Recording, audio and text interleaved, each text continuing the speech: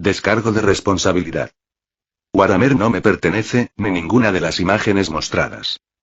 Cuando Ragnar terminó su entrenamiento psíquico y se preparaba para centrarse en entrenar su ki, el capitán Angelos llegó al templo y le ordenó que lo acompañara. Por el camino, le explicó que los orcos habían vuelto al sistema, y esta vez atacaban el planeta Calderis. La devastación que estaban causando no era normal, por lo que una compañía sería enviada, ya que se sospechaba que había fuerzas actuando en las sombras detrás de este asunto. Calderis era el actual mundo de reclutamiento de los cuervos sangrientos, por lo que no podían permitir que los orcos causaran ningún desastre allí. A bordo de un crucero llamado Armagedón, el comandante Aramus, junto a una compañía liderada por Angelos seleccionada porque Ragnar estaba entre sus filas, se dirigieron al planeta. Según lo que Ragnar sabía de la historia de los cuervos sangrientos, este era el inicio de la primera cruzada aureliana, y los orcos eran solo la punta del iceberg. Ragnar no sabía con exactitud en qué fecha había comenzado la cruzada aureliana, pero por fortuna, había tenido tiempo de convertirse en marine espacial.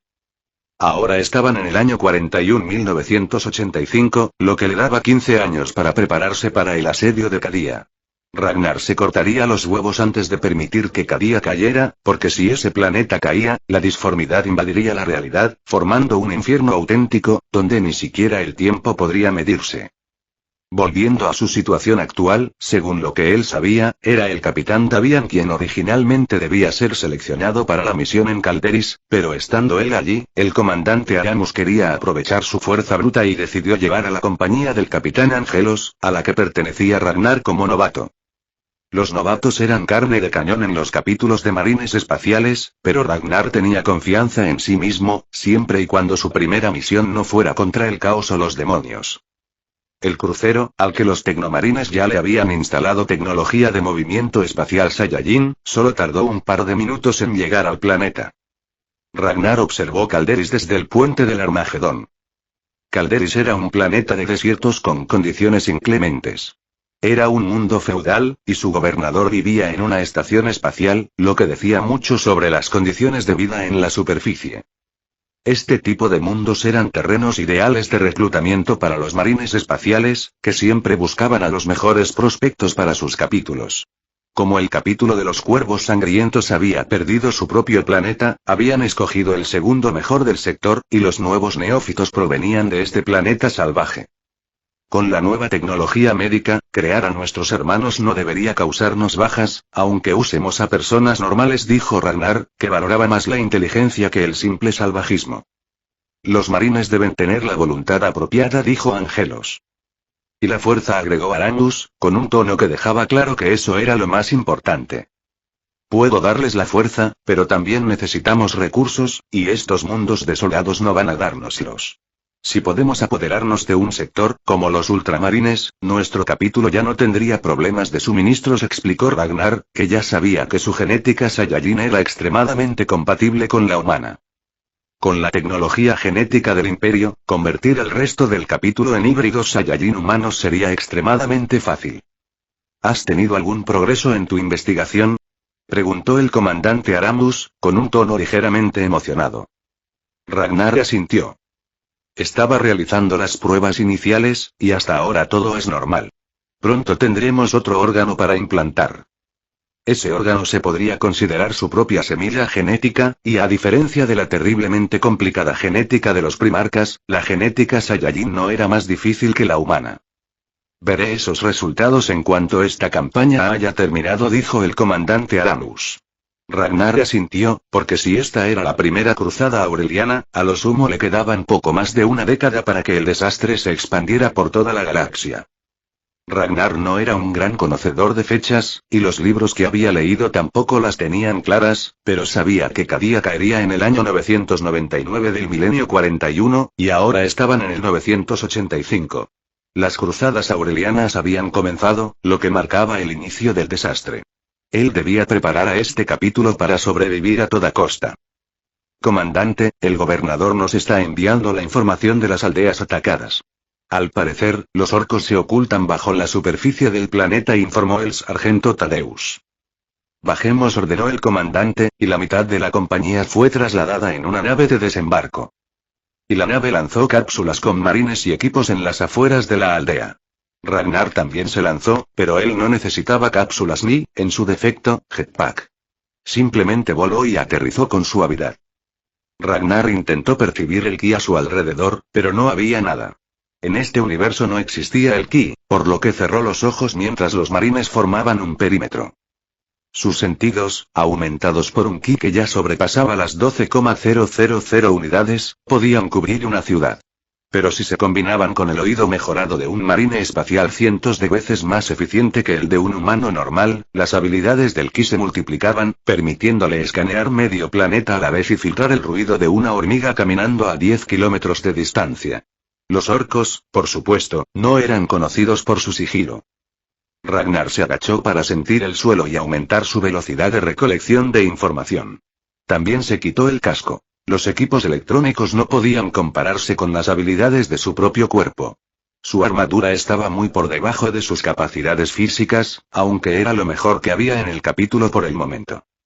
Y después de 10 minutos, Ragnar hizo una mueca, y Angelos supo que las cosas en este planeta eran mucho peores de lo que ellos imaginaban.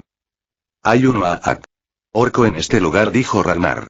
Y no están aquí luchando contra los nativos y están luchando contra tiránidos. También hay Eldars, añadió, frunciendo el ceño. No, esto es un desastre, pensó Angelos. ¿Seguro de que son tiránidos y no genes de Alers? Preguntó el comandante Aramus, con tono abatido. Son tiránidos. Hay una flota cerca. Si no me equivoco, todo el sector ha estado en silencio últimamente, respondió Ragnar. Angelos había estado agradeciendo al emperador y a los primarcas por el tiempo de paz que les permitió recuperar fuerzas, pero al final resultaba que no había paz. Eran los tiránidos quienes, quizás, ya habían devorado el resto del sector y ahora venían por ellos. El imperio realmente estaba en decadencia, al no haber detectado esta incursión. El comandante Aramus informó al crucero de la presencia tiránida. Ninguno de ellos dudaba de las habilidades sensoriales de Ragnar. Su entrenamiento había ampliado brutalmente el rango que podía cubrir. Si eliminamos a los orcos primero, los tiránidos atacarán las aldeas en masa. Debemos ir por ellos directamente, ordenó Aramus. Si hacemos mucho ruido, los orcos también vendrán, advirtió Ragnar, sonriendo. Antes, Angelos habría estado mortificado por semejante posibilidad pero ahora, con un titán en miniatura en sus filas, esa opción era justo lo que más les convenía. ¿Dónde están los tiránidos?, preguntó Aramus, decidido. A unos 500 kilómetros hacia allá. Debe haber cientos de miles.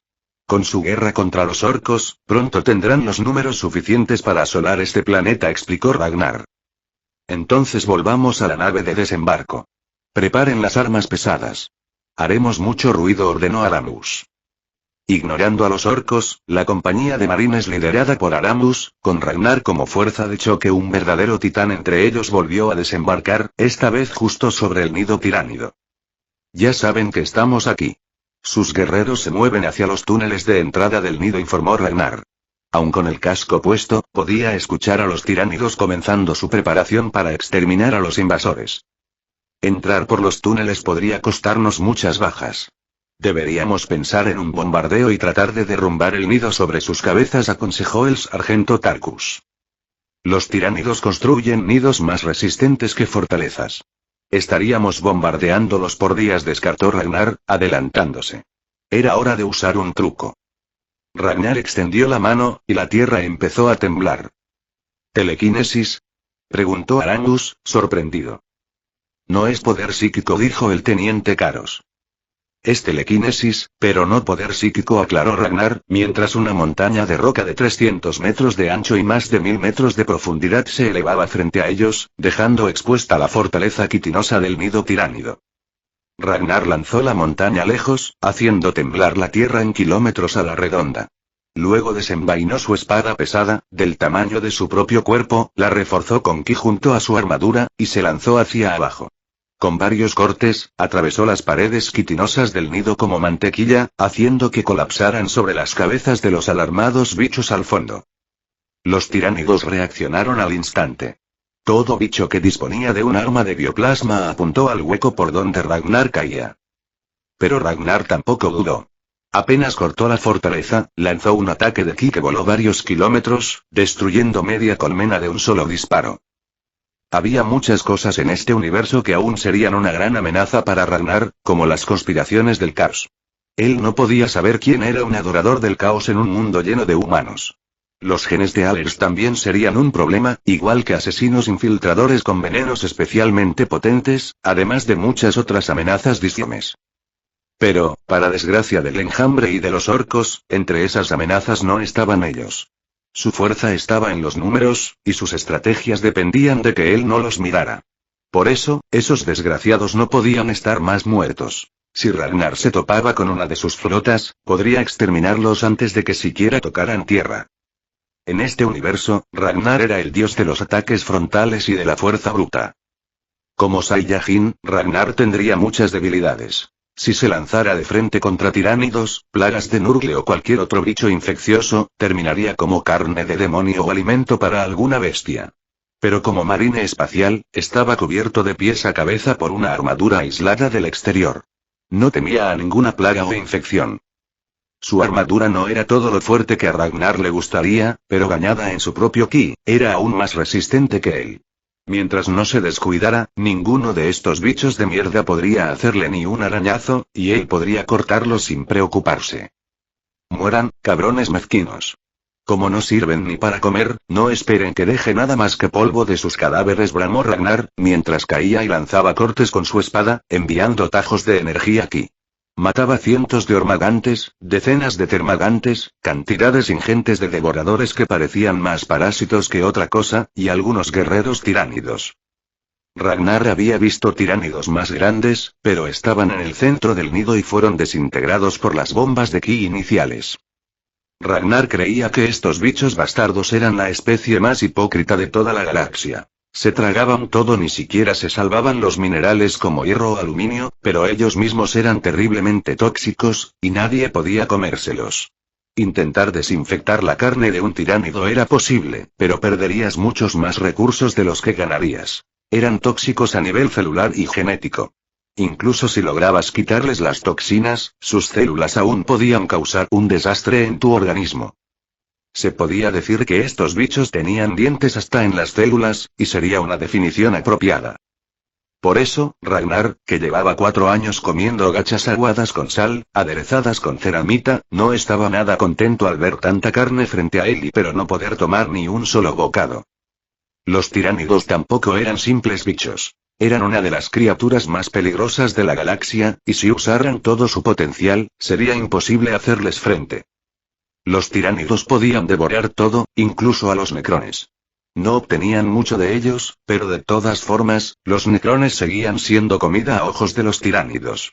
Los tiránidos también podían moverse por la galaxia sin emplear la disformidad, y uno de sus poderes más asombrosos era la barrera dimensional, a la que en el imperio de la humanidad llamaban la sombra de la disformidad. Esta habilidad podía, de forma literal, sellar la realidad, y con ello bloquear a las entidades disformes que intentaran actuar en ella. Poderes psíquicos y toda clase de habilidades que no provinieran de la propia realidad presente eran anulados por los tiránidos, asegurándose de que sus enemigos solo pudieran pelear en el campo de batalla que a ellos más les convenía. Otra arma absolutamente poderosa que poseían los tiránidos era su capacidad de asimilar todas las ventajas biológicas de otras especies en apenas días, copiándolas, adaptándolas y mejorándolas. Se decía que querían tragarse al emperador de la humanidad para obtener su poder, aunque esto no era exactamente así, porque ellos no asimilaban lo que comían, sino que tomaban muestras. Había criaturas especializadas que se encargaban de ese proceso. Además de pelear siempre en su propio terreno y asimilar las ventajas de otros, los tiránidos tenían la que quizá era la habilidad más poderosa en opinión de Ragnar, pues él creía que el conocimiento era poder. Y los tiránidos poseían este poder, porque eran capaces de asimilar el conocimiento de especies enteras, infectando a sus individuos con su semilla y apoderándose de todo su conocimiento.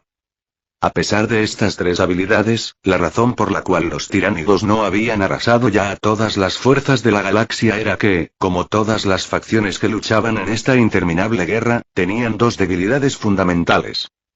La primera y la más grave era que los tiránidos eran comunistas. Tenían una sola mente. Todos ellos eran simples marionetas de un líder absoluto y supremo. La mente enjambre. Muchos creían que esa unidad era su máxima fortaleza, pero en realidad era lo contrario. La mente enjambre era su mayor y más evidente debilidad, pues era un líder ineficiente que sacrificaba sus recursos en ataques suicidas. No le importaban las vidas de sus criaturas. Todas eran carne de cañón para lograr sus propósitos, lo que hacía que sus fuerzas se desperdiciaran por cientos o miles de millones en cada batalla. Si cada tiránido fuera consciente de sí mismo, la mente enjambre ya habría sido purgada por su propia gente por ser su peor enemigo.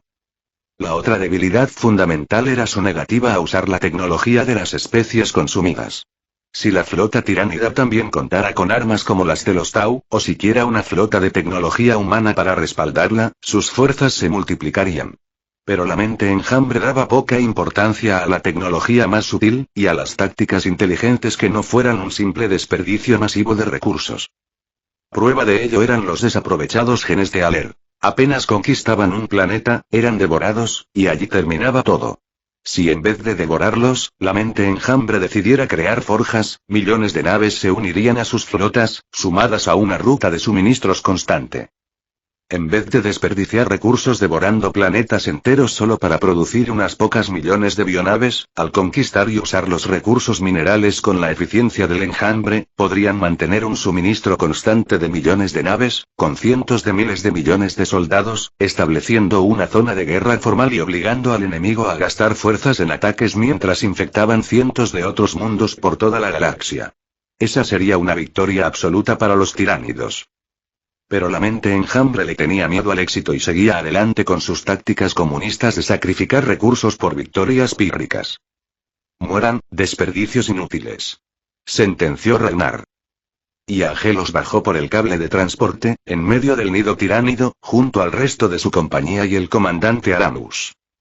El área en que descendieron aún estaba caliente debido a la explosión de ki causada por Ragnar, que había desintegrado a decenas de miles de tiránidos, despejando al menos 1 kilómetro de radio en el nido.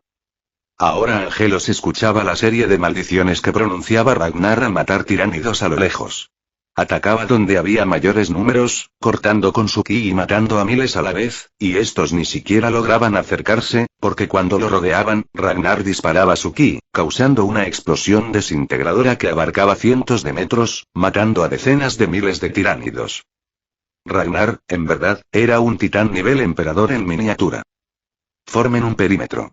Ataquen a los que lleguen por los túneles, ordenó el comandante Aramus, porque Ragnar ya se había encargado de los tiránidos en el nido. También debió haber matado a las criaturas sinápticas, porque los tiránidos ahora actuaban de forma salvaje y por puro instinto. Los termagantes huían y los ormagantes estaban enloquecidos de furia. Con la matanza que estaba haciendo Ragnar, Angelos solo tuvo que organizar a sus hombres para eliminar a los tiránidos que salían de los túneles, mientras seguían escuchando las maldiciones llenas de odio y furia de Ragnar, que al parecer sentía un odio especial por los tiránidos. Pero como estos habían devorado su planeta, Angelos entendía perfectamente su rabia. Angelos había perdido su propio planeta a manos de las fuerzas del caos, pero a diferencia de Ragnar, él se había visto obligado a ordenar un exterminatus, pues las fuerzas del caos ya habían infectado a la mayor parte de la población. No había salvación posible. Aún así, él no podía olvidarlo. Y una hora después de iniciar la masacre en el nido tiránido, Ragnar notó que ya no llegaban más bichos por los túneles, y los lanzallamas se encargaban de los pocos restos presentes. Ragnar había desintegrado a la mayoría. Hay más, pero están huyendo. Si no los cazamos, formarán otro nido, dijo Ragnar con un suspiro. Los tiránidos y los orcos eran una verdadera plaga. Había que perseguir hasta el último. Primero debemos encargarnos de los orcos, dijo el comandante Aramus. Ragnar sonrió. Ellos ya vienen hacia acá. Llegarán en unas horas. Propongo salir y esperarlos para atomizarlos desde arriba, dijo Ragnar, señalando el cielo del nido. Regresen a los cables, ordenó el comandante Aramus. Los orcos no eran criaturas muy brillantes. Como había habido pelea cerca, vendrían en masa, especialmente porque su objetivo en este planeta era enfrentarse a los tiránidos. Seguramente habían estado buscando el nido, y ahora, al percibir el olor a sangre tiránida, llegarían en estampida. Y Ragnar se quitó el casco y afinó sus sentidos para percibir a los orcos. El estruendo de sus pasos era como un terremoto mientras corrían por los túneles de acceso al nido tiránido. Ellos no sabían que Ragnar había abierto un enorme agujero en el techo. Y unas 5 horas después, una masa de orcos rugientes entró por todos los túneles del nido. Corrían con hachas, pistolas, garrotes y martillos hasta el centro del nido tiránido, que todavía humeaba. Por poco se mataban entre ellos, pero después de algunos disparos fallidos y de verse sus horribles caras, entendieron que en la cueva solo estaban ellos. Fue entonces que notaron el enorme agujero, a 1 kilómetro sobre sus cabezas, desde donde una compañía de marines los observaba. Ragnar, sin casco, les mostró todos los dientes mientras concentraba su ki en la palma de su mano derecha. Desaparezcan. Sentenció Ragnar, dejando caer la bola de ki concentrado, que estalló al tocar el suelo. La explosión se extendió por kilómetros, desintegrando a los orcos y derrumbando el nido junto con los túneles cercanos, de donde seguían saliendo más enemigos. ¿Vamos a su nido?, preguntó Ragnar, porque el nido orco sí le interesaba. No, iremos por esos Eldar. Necesitamos saber qué traman, trayendo a los tiránidos y orcos a este lugar, dijo el comandante Aramus. Ellos ya se dieron a la fuga, usando la disformidad en cuanto destruimos el nido de los tiránidos, respondió Ragnar. Nadie allí quería cazar a un Eldar más que él, porque deseaba exprimirles los secretos de la telaraña. Pero los Eldar eran muy diferentes a los orcos y los tiránidos. Apenas les apuntaban, salían corriendo. Morir y que sus almas quedaran en manos de Slaanesh los aterraba. Quizás Ragnar era el único que entendía las preocupaciones de los Eldar, pero no dudaría en exprimirles todo lo que supieran si llegaba a encontrárselos. Solo imaginar lo que podría hacer si tuviera acceso a la telaraña hacía que su ya nula empatía hacia ellos ni siquiera fuera recordada. El comandante Aramus maldijo, pero comprendía que, a menos que los tomaran por sorpresa, los Eldar siempre escaparían. Y ahora los tiránidos y orcos eran prioridad. Vamos al nido orco, ordenó Aramus, de mal humor. Y el nido orco estaba a 500 kilómetros del nido tiránido, y sin su ejército presente, ni siquiera fue necesario que Ragnar hiciera mucho. La compañía de marines se abrió paso rápidamente. El nido orco, en una cueva aún más grande que la de los tiránidos, estaba cubierto por una gruesa capa de hongos, porque los orcos eran básicamente hongos gigantes con muchos dientes. La gruesa capa de hongos que cubría su nido producía cientos de orcos, reforzando sus filas. Pero no era por eso que Ragnar estaba interesado y alto. Chilló Ragnar con desesperación al ver al pelotón de lanzallamas avanzar.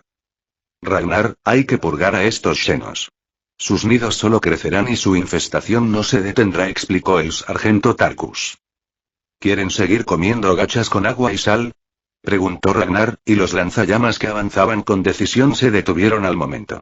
Nunca había que subestimar el valor de una buena comida cuando llevabas años comiendo gachas. Alto. Repitió el sargento Tarkus, pero los lanzallamas ya se habían detenido y miraban hacia Ragnar. Ragnar no podía ver las expresiones de esos marines, pero podía imaginarlos expectantes y babeantes ante las posibilidades. Por supuesto, todos allí tenían un intelecto superior y entendían que las palabras de Ragnar eran herejía del más alto nivel. Pero en este capítulo existía la herejía. Y la herejía.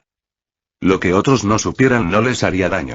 Y si con ello podían comer carne, entonces no había ningún daño. Ragnar, ¿puedes producir carne de este lugar?, preguntó el sargento Tarkus. He estado trabajando en ello. Creo que tenemos buenas oportunidades de hacer que este nido produzca garrapatos en lugar de orcos, aunque tendremos que estar pendientes de que el nido no rectifique lo que hacemos. Si vendemos la carne, la inversión valdrá la pena, explicó Ragnar, porque la carne era muy cara en cualquier lugar.